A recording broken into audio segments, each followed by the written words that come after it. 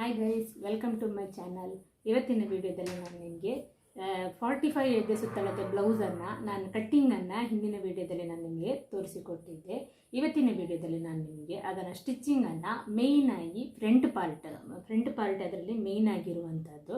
ಬಾಕಿ ಎಲ್ಲ ಲೈನಿಂಗ್ ಬ್ಲೌಸಲ್ಲಿ ನಾವು ಯಾವ ರೀತಿ ಸ್ಟಿಚ್ ಮಾಡ್ತೇವೆ ಅದೇ ರೀತಿ ಮಾಡೋದು. ಹಾಗಾಗಿ ನಾನು ಇವತ್ತು ಫ್ರಂಟ್ ಪಾರ್ಟ್ ಮತ್ತು ಅದರ ಫಿಟ್ಟಿಂಗನ್ನು ಯಾವ ರೀತಿ ಮಾಡ್ಕೊಳ್ತಾ ಇದ್ದೇನೆ ಅಂತ ನಿಮಗೆ ಇವತ್ತಿನ ವಿಡಿಯೋದಲ್ಲಿ ನಾನು ನಿಮಗೆ ಶೇರ್ ಮಾಡ್ತಾ ಇದ್ದೇನೆ ಫ್ರೆಂಡ್ಸ್. ಬನ್ನಿ ವಿಡಿಯೋವನ್ನು ಸ್ಟಾರ್ಟ್ ಮಾಡುವ. ವಿಡಿಯೋ ಸ್ಟಾರ್ಟ್ ಮಾಡೋ ಮೊದಲು ವಿಡಿಯೋವನ್ನು ಕೊನೆ ತನಕ ಸ್ಕಿಪ್ ಮಾಡದೆ ನೋಡಿ ಫ್ರೆಂಡ್ಸ್, ಯಾಕಂದರೆ ಕೆಲವೊಂದು ಪಾಯಿಂಟ್ಸ್ಗಳನ್ನು ನಾನಿಲ್ಲಿ ಹೇಳ್ತೇನೆ. ಹಾಗಾಗಿ ನಿಮಗೆ ಅದು ಸ್ಟಿಚಿಂಗ್ ಮಾಡುವವರಿಗೆ ಅಷ್ಟು ದೊಡ್ಡ ಬ್ಲೌಸನ್ನು ಬರುವಾಗ ಟಕ್ಸನ್ನು ನಾನು ಯಾವ ರೀತಿ ಎಲ್ಲ ಹಿಡಿತಿದ್ದೇನೆ ಅನ್ನೋದನ್ನು ಕಟ್ಟಿಂಗಲ್ಲೂ ಹೇಳಿದ್ದೇನೆ. ನಾನು ಇದರಲ್ಲಿ ಈಗ ಸ್ಟಿಚಿಂಗ್ ಮಾಡುವಾಗ ಯಾವ ರೀತಿ ಹಿಡಿತಿದ್ದೇನೆ ಅನ್ನೋದನ್ನು ಕೂಡ ಇವತ್ತಿನ ವಿಡಿಯೋದಲ್ಲಿ ನಾನು ನಿಮಗೆ ಶೇರ್ ಮಾಡ್ತೇನೆ. ಸೊ ಬನ್ನಿ ವಿಡಿಯೋವನ್ನು ಸ್ಟಾರ್ಟ್ ಮಾಡುವ. ನೋಡಿ, ಸ್ಲೀವ್ಸನ್ನು ನಾನು ಆಲ್ರೆಡಿ ಜಾಯಿಂಟ್ ಮಾಡಿ ಫ್ರಂಟ್ ಪಾರ್ಟದ ಶೇಪನ್ನು ತೆಗೆದು ಇಟ್ಟುಕೊಂಡಿದ್ದೇನೆ ಫ್ರೆಂಡ್ಸ್. ನೋಡಿ, ಲೈನಿಂಗನ್ನು ಮೇನ್ ಪೀಸನ್ನು ಜಾಯಿಂಟ್ ಮಾಡಿ ಇಟ್ಟುಕೊಂಡಿದ್ದೇನೆ. ಫ್ರಂಟ್ ಪಾರ್ಟ್ ಇದು ಬ್ಯಾಕ್ ಪಾರ್ಟ್. ನೋಡಿ, ಬ್ಯಾಕ್ ಪಾರ್ಟು ಕೂಡ ಅದೇ ಥರ ನಾನು ಜಾಯಿಂಟ್ ಮಾಡಿ ಇಟ್ಟುಕೊಂಡಿದ್ದೇನೆ. ನೋಡಿ, ಬ್ಯಾಕ್ ಪಾರ್ಟನ್ನು ಆಲ್ರೆಡಿ ನಾನು ಲೈನಿಂಗನ್ನು ಜಾಯಿಂಟ್ ಮಾಡಿ ಇಟ್ಟಿದ್ದೇನೆ. ನೋಡಿ, ಬ್ಯಾಕ್ ಪಾರ್ಟ್ ಇದರ ಕಟ್ಟಿಂಗಿನ ವಿಡಿಯೋ ಹಾಗೆ ಅಳತೆಯನ್ನು ಯಾವ ರೀತಿ ತೆಗೆದಿದ್ದೇನೆ ಅನ್ನೋದನ್ನು ಕೂಡ ನಾನು ವಿಡಿಯೋವನ್ನು ನಿಮ್ಮ ಜೊತೆ ಶೇರ್ ಮಾಡ್ಕೊಂಡಿದ್ದೇನೆ ಫ್ರೆಂಡ್ಸ್. ಇದೀಗ ಬ್ಯಾಕ್ ಪಾರ್ಟ್ ಆಯಿತು. ಇವಾಗ ನಾನು ಮೇಯ್ನ್ ಆಗಿರುವಂಥದ್ದು ಫ್ರಂಟ್ ಪಾರ್ಟ್ ಫ್ರೆಂಡ್ಸ್, ಮುಂಭಾಗದ ಪಾರ್ಟ್. ಫ್ರಂಟ್ ಪಾರ್ಟಲ್ಲಿ ನಮಗೆ ಈ ಒಂದು ಟಕ್ಸನ್ನು ನಾನು 2 ಇಂಚಿಗೆ ಹಿಡ್ಕೊಳ್ಳಿ ಅಂತ ಹೇಳಿದ್ದೆ ಫ್ರೆಂಡ್ಸ್ ಕಟ್ಟಿಂಗಲ್ಲಿ.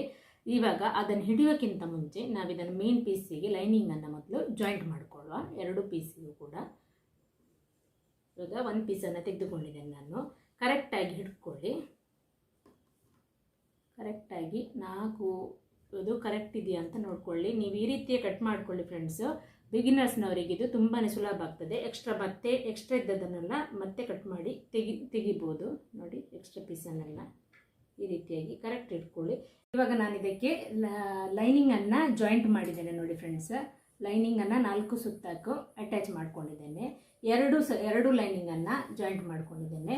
ಅದಾದಮೇಲೆ ಈ ಟಕ್ಸ್ ಮಾರ್ಕನ್ನು ನಾನು ಇದಕ್ಕೆ ಪ್ರೆಸ್ ಮಾಡ್ಕೊಂಡಿದ್ದೇನೆ ಫ್ರೆಂಡ್ಸ್. ಚಾಕ್ ಮಾರ್ಕಲ್ಲಿ ಒತ್ತಿ ಹಿಡಿದು ಈ ಕಡೆ ಪ್ರೆಸ್ ಮಾಡಿಕೊಂಡು ಇವಾಗ ನಾನು ಒಂದು ಫಸ್ಟ್ ಟಕ್ಸನ್ನು ಹಿಡಿದಿದ್ದೇನೆ. ನೋಡಿ ಫ್ರೆಂಡ್ಸ್, ಫಸ್ಟ್ ಟಕ್ಸನ್ನು.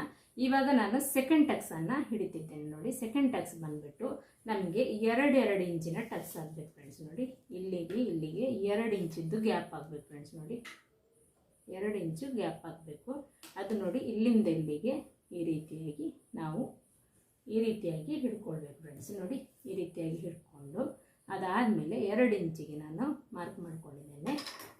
ಇಲ್ಲಿಂದ ಈಗ ಈ ಪಾಯಿಂಟಿಗೆ ಒಂದು ಸ್ಟಿಚ್ಚನ್ನು ಹಾಕುವ.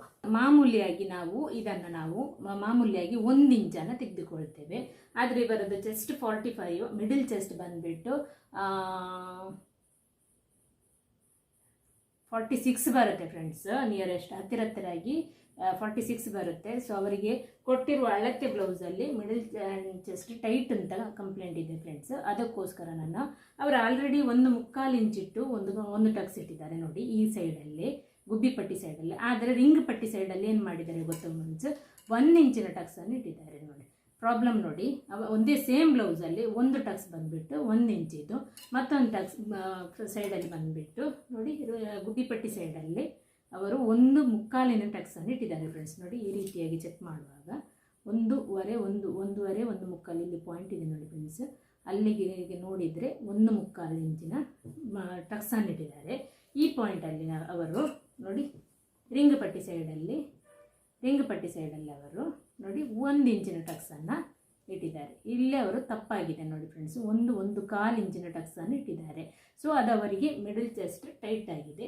ನಾನು ಅದಕ್ಕೋಸ್ಕರ ಆಲ್ರೆಡಿ 2 ಇಂಚ್ ಇಟ್ಟು ಆಲ್ರೆಡಿ ಒಂದು ಬ್ಲೌಸನ್ನು ಹೊಲಿದು ಕೊಟ್ಟಿದ್ದೇನೆ. ಅವರಿಗೆ ಪರ್ಫೆಕ್ಟಾಗಿ ಮಿಡಲ್ ಚೆಸ್ಟ್ ಟೈಟ್ ಆಗ್ತಾ ಇಲ್ಲ ಹೇಳಿದ್ದಾರೆ. ಹಾಕಿ ನೋಡಿದ್ದಾರೆ, ನನ್ನ ಎದುರಿಗೇನೆ ಕರೆಕ್ಟ್ ಆಗಿದೆ ಹೇಳಿದ್ದಾರೆ. ಅದಕ್ಕೋಸ್ಕರ ನಾನು ಇದರಲ್ಲಿ ಕೂಡ ಅಷ್ಟೇ 2 ಇಂಚಿನ ಟಕ್ಸನ್ನು ಹಿಡಿತಿದ್ದೇನೆ ಫ್ರೆಂಡ್ಸ್. ನೋಡಿ, ಇಲ್ಲಿಂದ ಇಲ್ಲಿಗೆ ಈಗ 2 ಇಂಚಿನ ಟಕ್ಸನ್ನು ಸ್ಟಿಚ್ ಮಾಡಿಕೊಳ್ಳುವ. 2 ಬದಿ ಒಂದೇ ರೀತಿ ಇಟ್ಕೊಳ್ಬೇಕು.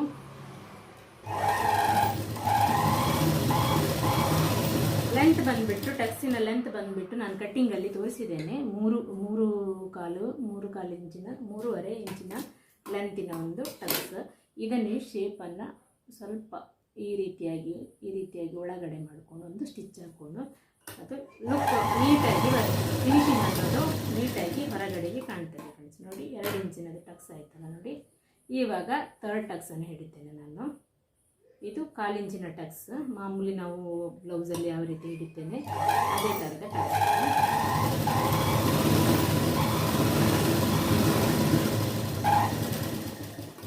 ನೋಡಿದ್ರಲ್ಲ, ಇದು ಇನ್ನೀಗ 4th ಟಕ್ಸ್. ಇದು ಕೂಡ ಅದೇ ಥರ 1/4 ಇಂಚಿನ ಟಕ್ಸ್.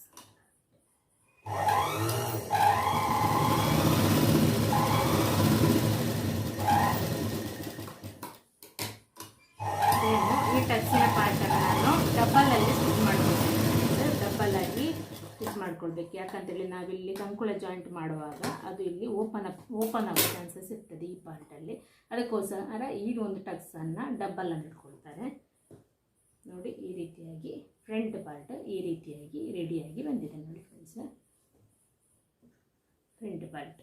ಇವಾಗ ಇನ್ನೊಂದು ಸೈಡನ್ನು ಅದೇ ಥರ ಇದು 1/4 ಇಂಚಿಗೆ ನೋಡಿ. ನಾನು ಕಟಿಂಗ್ ಮಾಡುವಾಗಲೇ 2 ಇಂಚ್ ಅಂತ ಹೇಳಿದ್ದಾನಲ್ಲ ಫ್ರೆಂಡ್ಸ್, ಅದೇ ಥರ ನಾನೀಗ ಜಾಯಿಂಟ್ ಮಾಡ್ಕೊಂಡು ಬರುವ.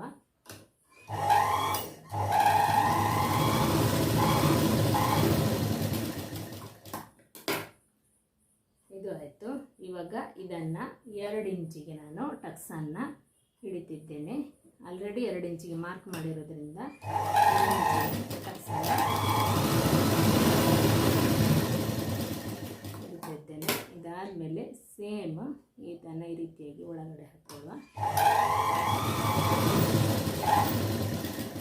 ಅದು ಆಯಿತು. ಇವಾಗ 3ನೇ ಟಕ್ಸನ್ನು 1/4 ಇಂಚಿಗೆ ಹಿಡ್ಕೊಂಡು ಬರುವ.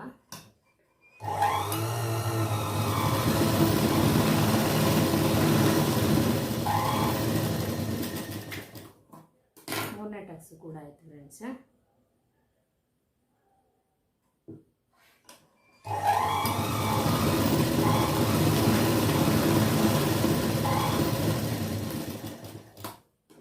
ಈಗ 4th ಟಕ್ಸನ್ನು ಹಿಡಿತಿದ್ದೇನೆ. ಕಂಕುಳದ ಇದು ಮಾರ್ಕನ್ನು ಬಿಟ್ಟು ನಾನು ಬೇರೆ ಈ ಕಡೆಗೆ ಹಿಡಿತಿದ್ದೇನೆ. ಯಾಕಂದರೆ ಫೋಲ್ಡಿಂಗ್ ನನಗೆ ಸಿಗ್ತಾ ಇಲ್ಲ ಫ್ರೆಂಡ್ಸ್. ಇಲ್ಲಿಂದ ಈ ರೀತಿಯಾಗಿ ನೋಡಿ 4ನೇ ಟಕ್ಸ್ ಅದು ಇಲ್ಲಿ ಕ್ರಾಸ್ ಆಗಿ ಬರ್ತಾ ಇದೆ ಫ್ರೆಂಡ್ಸ್.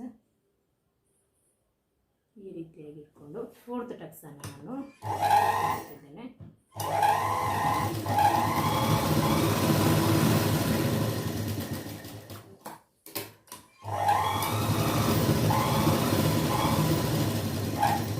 ಇದನ್ನು 2 ಸ್ಟಿಚ್ ಹಾಕ್ಕೊಂಡು ಇಲ್ಲೊಂದು ಸ್ವಲ್ಪ ಕಟ್ ಮಾಡಿಕೊಡಿರಿ. ನೋಡಿ, ಈ ಸೈಡು ಆಯಿತು ನೋಡಿ, ಲೆಫ್ಟ್ ಸೈಡು ಆಯಿತು, ರೈಟ್ ಸೈಡ್ ಆಯಿತು. ಇವಾಗ ವಿ ಪಟ್ಟಿಯನ್ನು ಜಾಯಿಂಟ್ ಮಾಡುವ. ಈ ಪಟ್ಟಿಗೆ ನಾನು ಆಲ್ರೆಡಿ ಅದರ ಪೀಸನ್ನು ಕಟ್ ಮಾಡಿಟ್ಟಿದ್ದೇನೆ ನೋಡಿ. ಈ ಪಟ್ಟಿ ಪೀಸನ್ನು ಈ ಸೈಡಿನ ಪೀಸನ್ನು ಈ ಪಟ್ಟಿಯನ್ನು ನಾವು ಜಾಯಿಂಟ್ ಮಾಡುವ. ನೋಡಿ, ಈ ರೀತಿಯಾಗಿ ಇಟ್ಕೊಳ್ಳಿ. ಜಾಯಿಂಟ್ ಮಾಡಬೇಕಾದ್ರೆ ಕರೆಕ್ಟ್ ಇದೆಯಾ ಅಂತ ನೋಡ್ಕೊಳ್ಳಿ ಫಸ್ಟಿಗೆ. 4 ಮೂಲೆ ಕರೆಕ್ಟ್ ಇದೆಯಾ ಅಂತೇಳಿ. ಸ್ವಲ್ಪ ಆ ಕಡೆ ಈ ಕಡೆ ಆದರೆ ಏನು ಪ್ರಾಬ್ಲಮ್ ಇಲ್ಲ ಫ್ರೆಂಡ್ಸ್, ಕರೆಕ್ಟ್ ಇದೆ. ಇದನ್ನು ಈ ರೀತಿಯಾಗಿ ಹಿಡ್ಕೊಂಡು ಇಲ್ಲಿಂದ ಒಂದು 1/2 ಇಂಚು ಮುಂದಕ್ಕೆ ಬರಬೇಕು ನೋಡಿ. 1/2 ಇಂಚು ಮುಂದಕ್ಕೆ ಬನ್ನಿ, ಜಾಯಿಂಟ್ ಮಾಡುವ.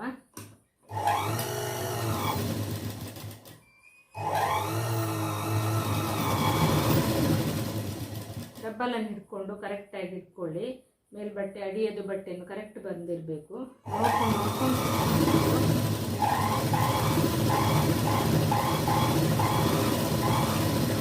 ಇದಾದಮೇಲೆ ಇದಕ್ಕೆ ಸೇಮ್ ಇನ್ನೊಂದು ಲೈನಿಂಗ್ ಪೀಸನ್ನು ಜಾಯಿಂಟ್ ಮಾಡಿಕೊಳ್ಳುವ. ಇದನ್ನು ಬೇರೆ ಬೇರೆ ರೀತಿಯಲ್ಲಿ ಜಾಯಿಂಟ್ ಮಾಡ್ಕೊಳ್ತಾರೆ ಫ್ರೆಂಡ್ಸ್. ನಿಮಗೆ ಯಾವುದು ಸುಲಭ ಆಗುತ್ತೆ ಅದೇ ರೀತಿ ಮಾಡಿ. ನಾನು ಇದೇ ರೀತಿ ಮಾಡ್ಕೊಂಡು ಬರೋದ್ರಿಂದ ನಾನು ಹೀಗೇ ಮಾಡ್ಕೊಂಡು ಬರ್ತೇನೆ. ಇನ್ನು ಕೆಲವರು ಈ ಪಟ್ಟಿಯನ್ನು ಸೆಪರೇಟಾಗಿ 4-3 ಪೀಸ್ ಅಂತ ಜಾಯಿಂಟ್ ಮಾಡಿಕೊಂಡು ಆಮೇಲೆ ಡೈರೆಕ್ಟಾಗಿ ಬ್ಲೌಸಿಗೆ ಜಾಯಿಂಟ್ ಮಾಡ್ಕೊಳ್ತಾರೆ. ಹಾಗೂ ಮಾಡ್ಬೋದು.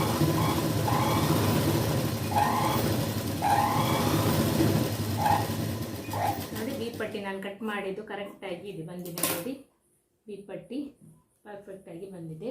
ಇದಾದಮೇಲೆ ಈ ಕಡೆಗೆ ಉಲ್ಟಾ ಮಾಡಿಕೊಂಡು ಇಲ್ಲಿಂದ ನಾವು ಒಂದು ಮೇಲ್ಹೊಲಿಗೆಯನ್ನು ಹಾಕ್ಕೊಳ್ಬೇಕು ಫ್ರೆಂಡ್ಸ್. ಈ ರೀತಿ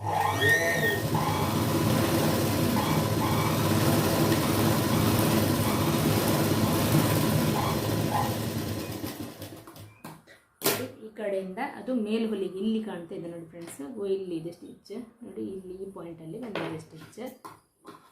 ಇದಾದಮೇಲೆ ನೋಡಿ ಇದನ್ನು ಈ ರೀತಿಯಾಗಿ ಕರೆಕ್ಟ್ ಮಾಡಿಕೊಳ್ಳಿ. ಇದನ್ನು ಇಲ್ಲಿಂದ ಈ ಪಟ್ಟಿ ಕುತ್ಕೊಳಿಸುವಾಗ ಭುಜದಿಂದ ನಾವು ರೋಲ್ ಮಾಡ್ಕೊಂಡು ಬರಬೇಕು.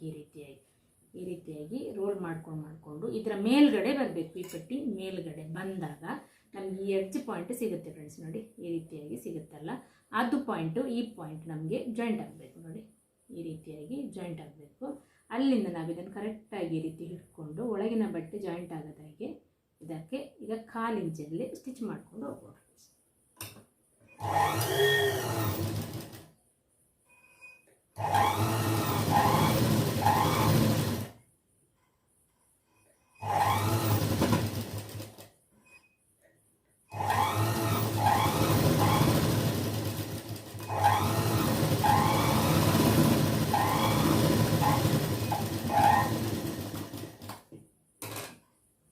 ನೋಡಿ ಇಲ್ಲಿಂದ ಈ ರೀತಿಯಾಗಿ ಒಳಗಡೆಗೆ ಈ ರೀತಿಯಾಗಿ ಬಗ್ಗಿಸ್ಕೊಳ್ಳಿ.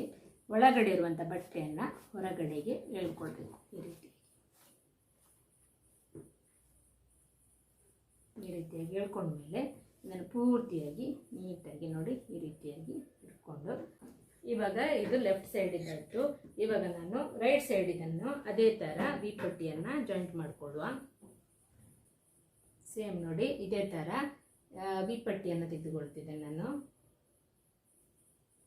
ಡಬಲ್ ವಿ ಪಟ್ಟಿ ಬೇಕು ಫ್ರೆಂಡ್ಸ್, ಒಂದು ಇದಕ್ಕೆ ಜಾಯಿಂಟ್ ಆಗಬೇಕು, ಇನ್ನೊಂದು ಇದಕ್ಕೆ ಇಲ್ಲಿಂದ ಎಕ್ಸ್ಟ್ರಾ ಒಂದು. So 2 piece lining piece same colour ಇದು ಬೇಕು ಫ್ರೆಂಡ್ಸ್. ನೋಡಿ ಈ ಥರ ಇದನ್ನು ಈ ರೀತಿಯಾಗಿ ಇಟ್ಕೊಳ್ಳಿ.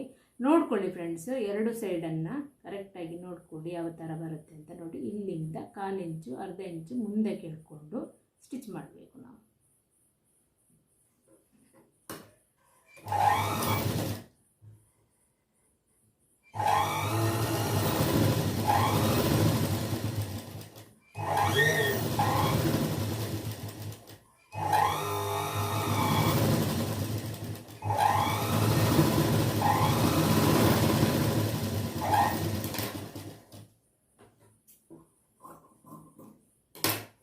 ಆಯ್ತಲ್ಲ ನೋಡಿ, ಈ ರೀತಿಯಾಗಿ ಅದರ ಮೇಲ್ಗಡೆಗೆ ಇನ್ನೊಂದು ಪೀಸನ್ನು ಇಟ್ಕೊಳ್ಳಿ ಈ ರೀತಿ.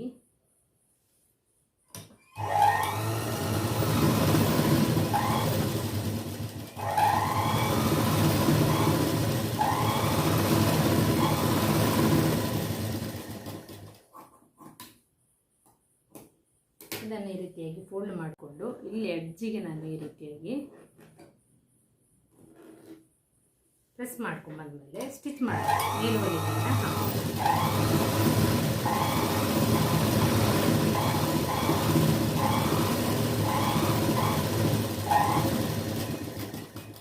ಈ ರೀತಿ ಮೇಲ್ವಲಿಗೆಯನ್ನು ಹಾಕ್ಕೊಂಡಿದ್ದೇನೆ. ಇವಾಗ ಇದನ್ನು ಈ ಪಟ್ಟಿಯನ್ನು ನಾನು ಇದಕ್ಕೆ ಜಾಯಿಂಟ್ ಮಾಡುವ. ಭುಜದಿಂದ ಇದನ್ನು ಈ ರೀತಿಯಾಗಿ ರೋಲ್ ಮಾಡ್ಕೊಂಡು ಬನ್ನಿ ಫ್ರೆಂಡ್ಸ್. ಹೀಗೆ ಈ ರೀತಿಯಾಗಿ ರೋಲ್ ಮಾಡ್ಕೊಂಡು ಬಂದು ಇಲ್ಲಿಂದ ಹೀಗೆ ಬಂದು ಈ ಥರ ಇಲ್ಲಿಗೆ ಜಾಯಿಂಟ್ ಆಗಬೇಕು ನೋಡಿ. ಈ ರೀತಿಯಾಗಿ ಜಾಯಿಂಟ್ ಮಾಡ್ಕೊಳ್ಳಿ.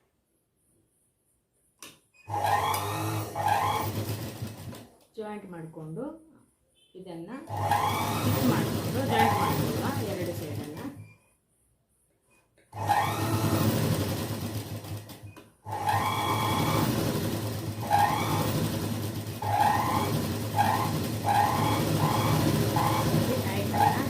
ಇದಾದಮೇಲೆ ಇದೀಗ ಫುಲ್ಲು ಒಳಗಿನ ಬದಿ ಇದೆಲ್ಲ ಈ ಅಗಲ ಇದ್ದ ಬದಿಯಲ್ಲಿ ನಾನು ಇದನ್ನು ಈ ರೀತಿಯಾಗಿ ಅಗಲ ಇದ್ದ ಬದಿಯಲ್ಲಿ ನಾನು ಓಪನ್ ಮಾಡಿ ಇದನ್ನು ಈ ರೀತಿಯಾಗಿ ಪುಷ್ ಮಾಡಿದರೆ ನೋಡಿ ಇಲ್ಲಿಂದ ಹೊರಗಡೆ ಎಳ್ಕೊಳ್ಬೇಕು ನೋಡಿ. ಈ ರೀತಿಯಾಗಿ ಎಳ್ಕೊಂಡ್ಮೇಲೆ ಪೂರ್ತಿಯಾಗಿ ಓಪನ್ ಮಾಡಿದರೆ ನೋಡಿ ಇದು ರೈಟ್ ಸೈಡ್, ಇದು ಲೆಫ್ಟ್ ಸೈಡ್ ಪರ್ಫೆಕ್ಟಾಗಿ ಬಂದಿದೆ. ಎಕ್ಸ್ಟ್ರಾ ಪೀಸನ್ನೆಲ್ಲ ತೆಗೆಯುವ. ಇವಾಗ ಇದಕ್ಕೆ ಗುಬ್ಬಿ ಪಟ್ಟಿ ಮತ್ತು ರಿಂಗ್ ಪಟ್ಟಿಯನ್ನು ಜಾಯಿಂಟ್ ಮಾಡುವ. ನೋಡಿ 2 ಸೈಡ್ ಲೆಂತ್ ಕೂಡ ಕರೆಕ್ಟಾಗಿ ಬಂದಿದೆ ಫ್ರೆಂಡ್ಸ್. ಈ ಎಕ್ಸ್ಟ್ರಾವನ್ನು ಸ್ಟ್ರೈಟ್ ಮಾಡಿಕೊಳ್ಳ, ಇದೆಲ್ಲ ಎಕ್ಸ್ಟ್ರಾ ಪೀಸನ್ನು ಸ್ಟ್ರೈಟ್ ಮಾಡಿಕೊಳ್ಳಿ ಈ ರೀತಿಯಾಗಿ. ನೋಡಿ ನಾನು ಇಷ್ಟ ಅಗಲದ ಒಂದು 2.5 ಇಂಚ್ ಅಗಲದ ಪೀಸನ್ನು ತೆಗೆದುಕೊಂಡಿದ್ದೇನೆ ಫ್ರೆಂಡ್ಸ್. ಅದನ್ನು ಇಲ್ಲಿ ಇದು ಮೇಲ್ಬದಿಗೆ ಈ ರೀತಿಯಾಗಿ ಹಿಡ್ಕೊಳ್ಳಿ ನೋಡಿ. ಈ ರೀತಿಯಾಗಿ ಹಿಡ್ಕೊಂಡು ಒಂದು ಅರ್ಧ ಇಂಚಿಗೆ ಫೋಲ್ಡ್ ಮಾಡಿಕೊಳ್ಳಿ.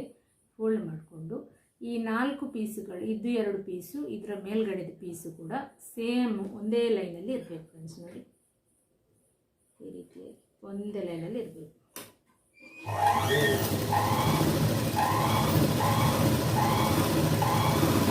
ಕಾಲು ಇಂಚು ಬಿಟ್ಟು ಒಂದು ಸ್ಟಿಚ್ ಮಾಡ್ಕೊಂಡಲ್ವ, 4 ಇಂಚ್ ಆದಮೇಲೆ ಇವಾಗ ಇದನ್ನು ಈ ರೀತಿಯಾಗಿ ಎಳ್ಕೊಂಡ್ರೆ ಇದರದ್ದು ಬದಿಗೆ ಇನ್ನೊಂದು ಸ್ಟಿಚ್ಚನ್ನು ಬರಬೇಕು. ಇಲ್ಲಾಂದರೆ ಉಲ್ಟಾ ಮಾಡ್ಕೊಳ್ಳಿ. ಇಲ್ಲಿ ಒಂದು ಎಡ್ಜಿಗೊಂದು ಸ್ಟಿಚ್ ಆಗಬೇಕು ಫ್ರೆಂಡ್ಸ್.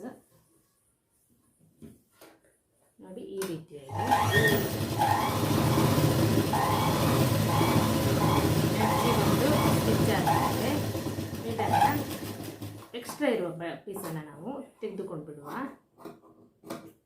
ಇದಾದಮೇಲೆ ನೋಡಿ ಈ ರೀತಿಯಾಗಿ ಇದು ನೆಕ್ಸ್ಟ್ ಇದ್ರೆ ತೊಂದರೆ ಇಲ್ಲ ಫ್ರೆಂಡ್ಸ್. ಈ ರೀತಿಯಾಗಿ ಕರೆಕ್ಟಾಗಿ ಎಳ್ದು ಮಾಡಿಕೊಳ್ಳಿ. ಈ ರೀತಿಯಾಗಿ ಡಬಲ್ ಫೋಲ್ಡ್ ಮಾಡಿ ಈ ರೀತಿಯಾಗಿ ಸ್ಟ್ರೈಟ್ ಮಾಡಿಕೊಂಡು ನೋಡಿ ಸ್ಟ್ರೈಟ್ ಆಗಬೇಕು. ಇಲ್ಲಿಂದ ಹೀಗೆ ಬಂದು ಎಲ್ ಶೇಪಲ್ಲಿ ನಮಗೀಗ ಸ್ಟಿಚ್ಚನ್ನು ಹಾಕೊಂಬರ್ತೀವಿ.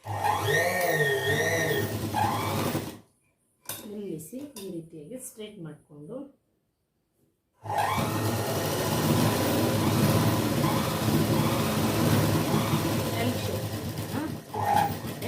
ರಿಪೀಟ್ ಅದರ ಮೇಲೇ ಇನ್ನೊಂದು ರಿಂಗ್ ಪಟ್ಟೆ ಮಾಮೂಲಾಗಿ ನೋಡಿಕೊಂಡು ಡಬಲ್ ಲೈನಲ್ಲಿ ಸ್ಟಿಚ್ಚನ್ನು ಹಾಕೊಂಡ್ಬಿಡಿ. ಫಿನಿಶ್ ಮಾಡಿದೆ ನೋಡಿ. ಇದನ್ನು ಎಕ್ಸ್ಟ್ರಾ ನೂಲಿದ್ದನ್ನು ತೆಗೀರಿ. ನೋಡಿ ರೈಟ್ ಸೈಡ್ ಕಂಪ್ಲೀಟಾಗಿ ಬಂದಿದೆ ನೋಡಿ ಫ್ರೆಂಡ್ಸ್.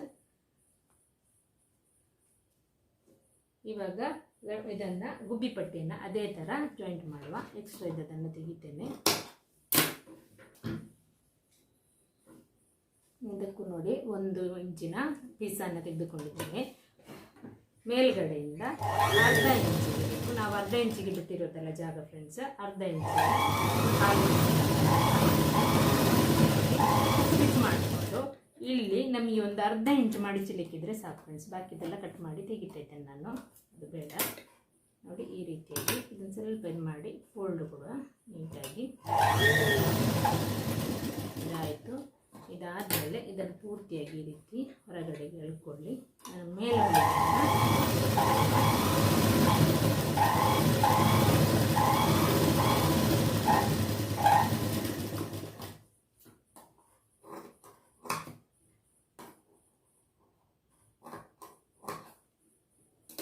ಇದಾದಮೇಲೆ ಇದನ್ನು ಈ ರೀತಿ ಫೋಲ್ಡ್ ಮಾಡಿಕೊಂಡು ಒಂದು ಅಂದಾಜು 3/4 ಇಂಚಿನಷ್ಟು ಗ್ಯಾಪ್ ಇದ್ದರೆ ಸಾಕು ನಮಗೆ. ನೋಡಿ 3/4 ಇಂಚಿಗೆ ಇದನ್ನು ಒಳಗಡೆಗೆ